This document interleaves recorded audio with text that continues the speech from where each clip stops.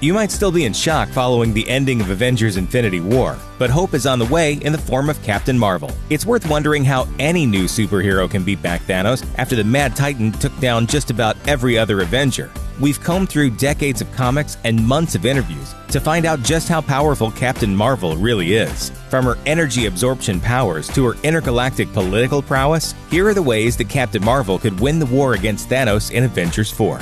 In the comics, Captain Marvel is easily one of the heaviest hitters in the Marvel Universe. During Infinity, one of the Thanos-centric storylines that served as inspiration for Avengers Infinity War, Carol Danvers is part of the strike team of Avengers that attacks Thanos and his Black Order on Earth. That team includes Hulk, Thor, and Hyperion, who is basically Marvel's equivalent to Superman.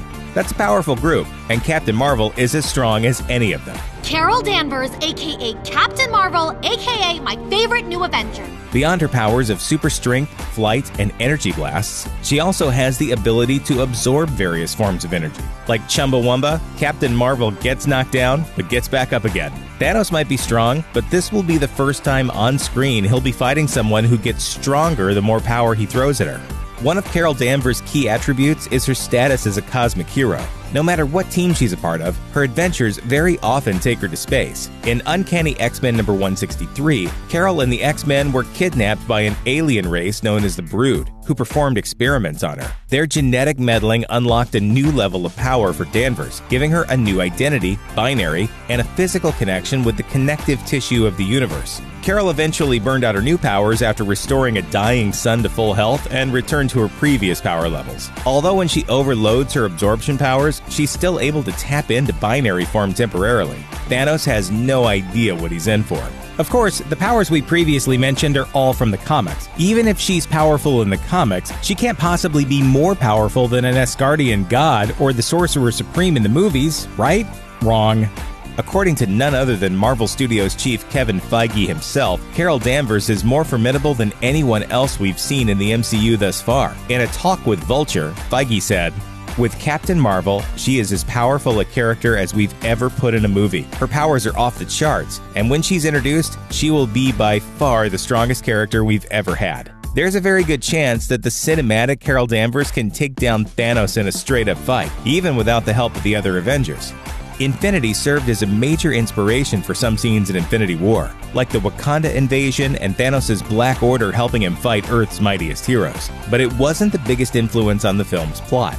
That honor goes to Infinity Gauntlet, a miniseries that features Thanos assembling the Infinity Gauntlet, destroying half the universe in a single snap, capturing and torturing his daughter Nebula, and fighting various Avengers with the power of his cosmically powerful gauntlet. Sound familiar? In Infinity Gauntlet, the remaining heroes who fight Thanos are led by a being with cosmic awareness named Adam Warlock. While Adam Warlock is due to appear in Guardians of the Galaxy 3, it's been confirmed that we won't see him in Avengers 4. So it's much more likely that directors Joe and Anthony Russo will sub in Captain Marvel. The reason that we're even talking about Captain Marvel's involvement in the upcoming Avengers flick is due to Nick Fury dialing her up on a space pager at the end of Avengers Infinity War. Fury has faked his death at least once on screen, and the man's got a plan for everything. It's not unlikely that he's anticipated an event on this scale and worked out a plan with Danvers before she left for space. While Fury might be gone in Avengers 4, the massive network of S.H.I.E.L.D. operatives should still be around. Well, half of them anyway. It makes sense that they would turn to the woman that's most experienced to take advantage of it.